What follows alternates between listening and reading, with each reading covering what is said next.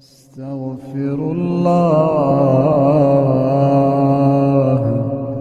ان اللہ غفور رحیم۔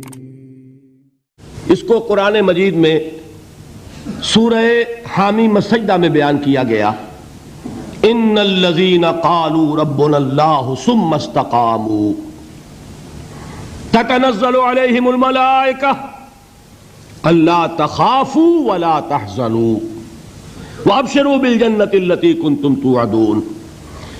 جو لوگ اللہ پر ایمان لائیں، کہیں کہ ہمارا رب اللہ ہے، پھر اس پر جم جائیں۔ ان پر فرشتوں کا نزول ہوتا ہے، نہ کوئی غم کرو نہ خوف، خوشیاں مناؤ جنت کی جس کا تم سے وعدہ کیا گیا تھا۔ اللہ کی ربوبیت پر اطمینان جب انسان کو ہو جاتا ہے، میرا رب اللہ ہے، ربی اللہ، انسان کے لیے نہ کوئی کھٹکا، نہ کوئی خطرہ، نہ کوئی خوف، نہ کوئی حزن۔ جو کچھ ہو رہا ہے کس کے اذن سے ہو رہا ہے؟ اللہ کے اذن سے۔ اللہ کے اذن کے بغیر پتا تک نہیں ہلتا۔ یہ کوئی اندھا بہرا مادہ نہیں ہے جس سے مجھے کوئی خوف ہو۔ اندھا بھینسا چلا آ رہا ہو، اس سے تو ڈرنے کا ہر انسان کو ڈرنا چاہیے، نہ معلوم کس کو ٹکر مار دے۔ لیکن نہیں، اس کائنات کو چلانے والا ایک سمیع و بصیر خدا ہے۔ وہ جو میرا دوست ہے، میرا ولی ہے۔ اللہ ولی الذین آمنوا یخرجہم من الظلمات الی النور۔ اللہ اہل ایمان کا ولی ہے، ساتھی ہے، پشت پناہ ہے، مددگار ہے، حمایتی ہے۔ بتائیے جسے یقین ہو جائے کہ اللہ میرا مددگار، اللہ میرا محافظ، اللہ میرا پشت پناہ، اللہ میرا حمایتی، اس کے لیے کوئی خوف ہوگا؟ اس سے کوئی ڈر ہوگا؟ میں مثال دیا کرتا ہوں ایک بہت سادہ، پنجاب کے دیہات کی۔ تو بڑا چودھری ہے اور کوئی غریب کسان ہے۔ اس غریب کسان کے جانوروں کو ہر وقت اندیشہ ہوگا چوری کا، کوئی میری بھینس کھول کر نہ لے جائے، کوئی میرا بیل کھول کر نہ لے جائے۔ لیکن جس کے بارے میں یہ سب کو معلوم ہو کہ وہ جو بڑا چودھری ہے وہ اس کا دوست ہے، اس کی بچیا کو کوئی خوف ہوگا؟ اس کی بھینس پر کوئی ہاتھ ڈالے گا؟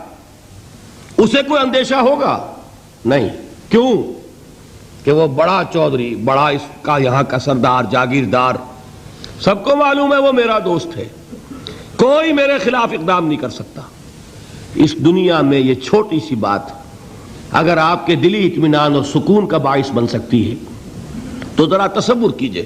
میں لفظ تصور استعمال کروں گا صرف اس لیے کہ اس کا ہم جس کو کہتے ہیں ادراک اور شعور کر نہیں سکتے، اگر کے ساتھ کر سکتے۔ اگر یقین ہو کہ اللہ میرا مددگار اور یقین ہو کہ اللہ ہر آن میرے ساتھ ہے، پھر کوئی خوف؟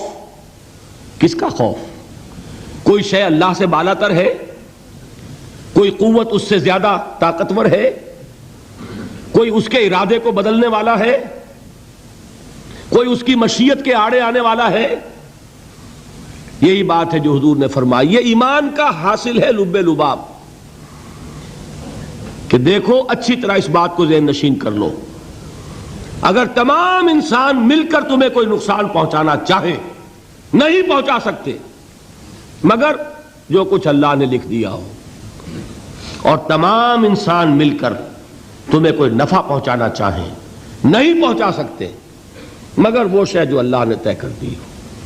آپ پھر میں کہوں گا ذرا طاری کیجئے، اسے فرض کیجئے، اسے سوچئے۔ اگر اس حدیث پر ہمارا دل ٹھکا ہوا ہو تو کسی سے ڈر ہوگا؟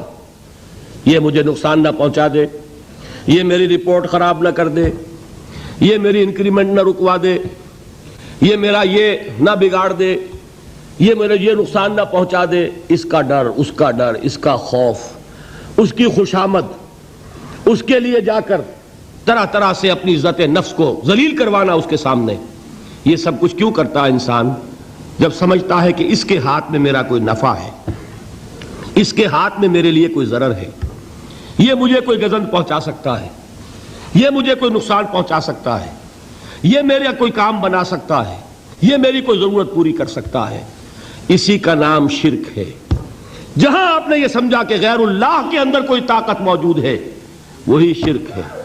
بتوں سے تجھ کو امیدیں، خدا سے نومیدی، مجھے بتا تو صحیح اور کافری کیا ہے؟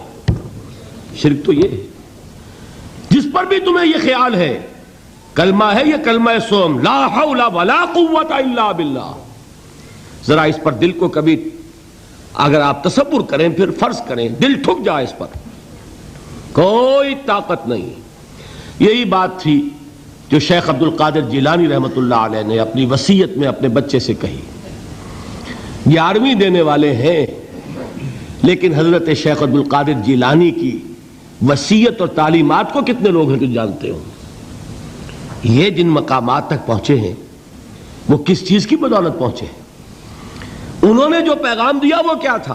اے میرے بچے، جس طریقے سے قرآن مجید میں حضرت لقمان کی نصیحتیں جو ہے نقل کر دی گئی ہیں، میں یہ عرض کروں گا بالفرض اگر قرآن حضرت عبد القادر جیلانی کے بعد نازل ہوا ہوتا تو شیخ عبد القادر کی یہ نصیحتیں بھی قرآن میں درج ہوتی۔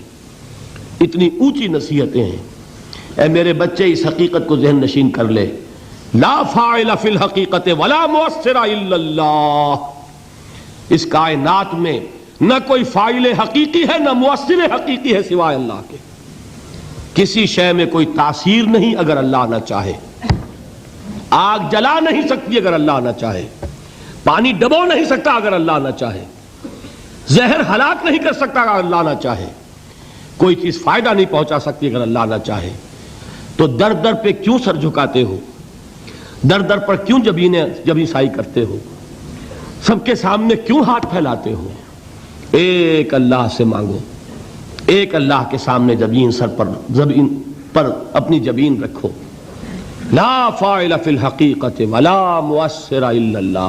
نظر آتا ہے ہمیں کہ پانی پیاس بجھا دیتا ہے، پیاس بجھانے کی صلاحیت پانی میں نہیں ہے، اللہ کے اذن سے۔ کھانا بھوک مٹا دیتا ہے، بھوک مٹانے کی صلاحیت کھانے میں نہیں ہے، اذن رب میں ہے۔ دیکھیے یہی یقین تھا حضرت موسیٰ علیہ السلام کا واقعہ یاد کیجئے۔ سامنے سمندر آ گیا ہے، قوم دیکھتی ہے پیچھے کہ گرد و غبار کا طوفان ہے۔ معلوم ہوا کہ فرعون اپنے لشکر سمیت آ گیا ہے۔ لشکر جب چلتا تھا تیز رفتاری کے ساتھ تو گرد و غبار کا جو طوفان اٹھتا تھا اس کا تصور کیجیے، اور لمحہ بلمحہ وہ قریب آ رہا ہے۔ پوری قوم نے کیا کہا؟ اے موسیٰ انا لمدرکون، اے موسیٰ ہم کو پکڑے گئے۔ قرآن مجید نے تو یہاں وہ باتیں نہیں لکھی ہیں، لیکن تورات میں یہ درج ہے